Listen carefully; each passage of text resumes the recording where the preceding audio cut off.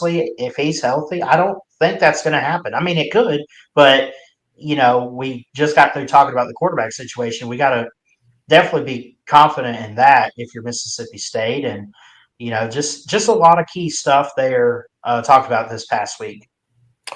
It's definitely health with Shapen. That is the big thing. And he's talked about a lot this offseason when interviewed, making sure he is taking care of his body and making sure he is on the field, that is. Off the field as well. He actually mentioned he thinks he can throw the football further now after his shoulder injury because he does. It's not like a rookie of the year thing where he's like, my arm got broke and now I can just suddenly sling it.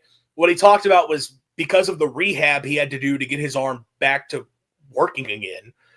He thinks he strengthened up the muscle in a way that he had never done before because he talked about I didn't take rehab seriously until I absolutely had to, and now there's more zip on the ball. I can push it further downfield, so that'll be interesting to see. But from a health standpoint, he's talked a lot about not taking on contact when he doesn't have to.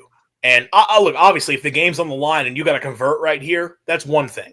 But we saw it in the first game last year against Eastern Kentucky. He's diving headfirst into defenders on scramble plays. And it's like, all right, man, I appreciate you putting your body on the line, but we need you to stay healthy. And sure enough, you see a few weeks later, gets hurt. And that will be interesting to see how they factor him into the run game because Levy does like to use his quarterback in those spots. He doesn't just run them nonstop, but he does want to have the quarterback's legs be a part of what they do.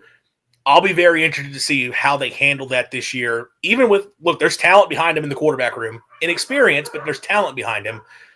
But how do they handle that with balancing, okay, we want to be able to run the quarterback some, but we also don't want this guy to get hurt. That'll be the big thing to watch.